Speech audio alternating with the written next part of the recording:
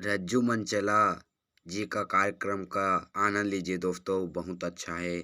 और वीडियो पसंद आए तो हमारे चैनल को सब्सक्राइब जरूर कीजिए दोस्तों, ताकि अच्छा अच्छा वीडियो आप इसी तरह देख सकें।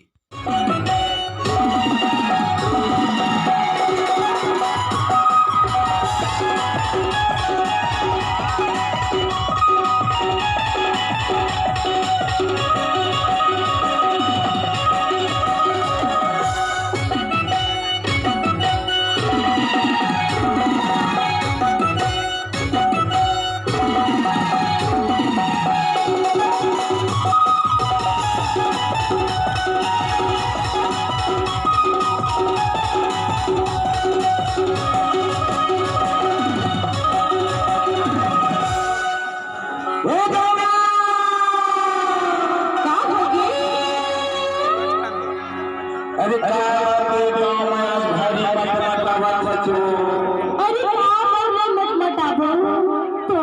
जलन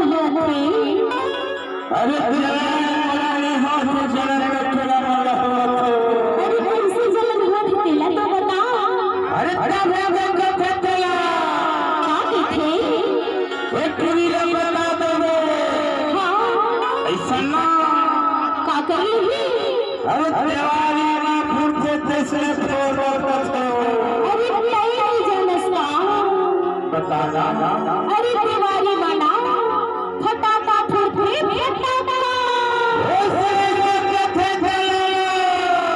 कैसे थे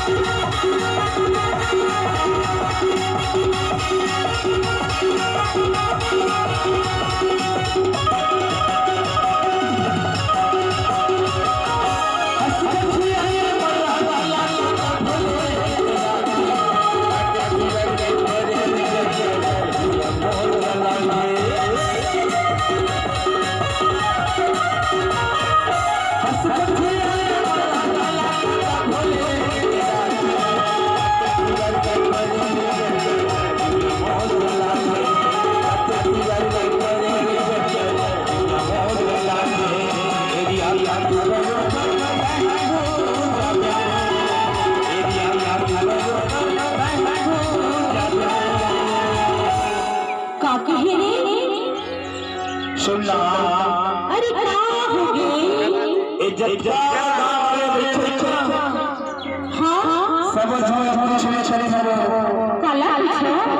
जब ध्यान बैठे ना एरिया तुझे ध्यान अच्छा और जब बीमारी है ना तो मतलब ऐसे तब तो अरे एरिया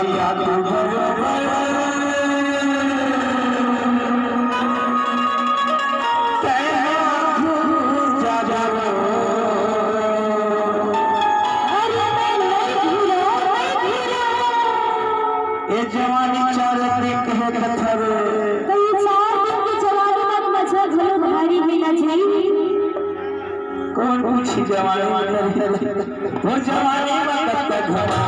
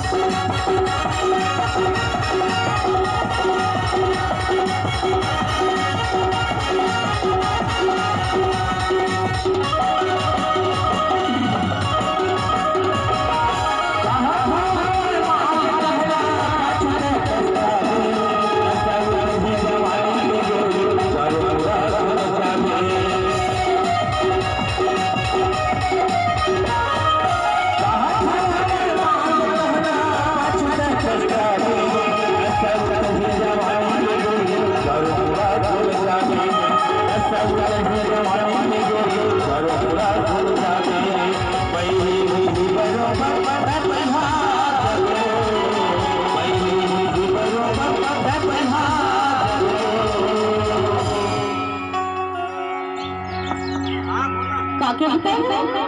अरे पहली बरोबर